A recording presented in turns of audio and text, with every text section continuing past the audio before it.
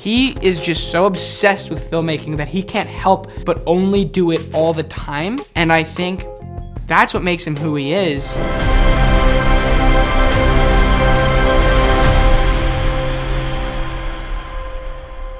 Hi Gabriel, how are you? I'm good, how are you? I'm very excited to talk with you about the Fabelmans. I think that just like Sammy with The Greatest Show on Earth, there are movies that change our lives forever, and even thanks to them, many people go into the entertainment industry, you know? But do you remember what was the first movie that impacted you on that level? You know, with Steven, when he was growing up, a movie theater was the only place you could see a movie. And so it was a very memorable and exciting experience. For me, I grew up with DVDs and VHS tapes in my home, and my parents brought me to movie theaters as an infant before I have memory.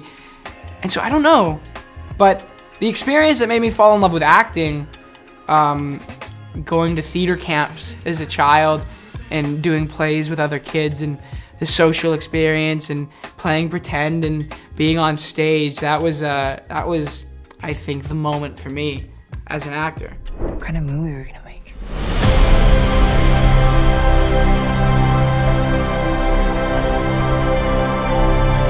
Well, this is a very personal film from Steven Spielberg because with it he tells the world more or less what was the personal journey he had to go to become one of the most important filmmakers of all time. You do an amazing job bringing him to life in the film, and I guess it was a big commitment to play him being a film director by himself, you know. But what do you think was the most interesting or curious aspect you discovered about the Steven? What do you think was the most important thing you learned with him in this whole process? I think I realized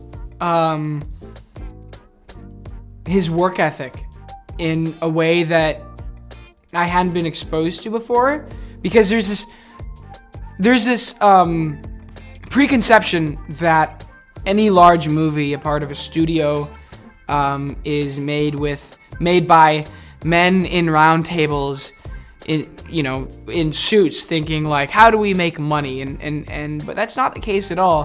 He doesn't storyboard. He figures out how to shoot a movie in real time. He's there. He doesn't know what he's gonna do that day, and he figures it out. And he's just so passionate about it. He loves it so much that all it is with a camera, with his friends, having fun, and it's all it's been for him. And when he's making a movie, he wastes no time, as the cameras and the lights are on one side of the end, going to the other, and there's a 45-minute break. He goes and he edits the footage that he already has. And so he is just so obsessed with filmmaking that he can't help but only do it all the time. And I think that's what makes him who he is, that he's just so unbelievably obsessed, and he works at it so much and so hard that he can't help but do something spectacular. And I think that's really showing to how to be successful at anything, you know? It's more important than your hobby. Can you stop calling it a hobby? For me, The Fabelmans is one of those films that remind us why we love movies, because it's emotional and dramatic, but it's also very funny and endearing.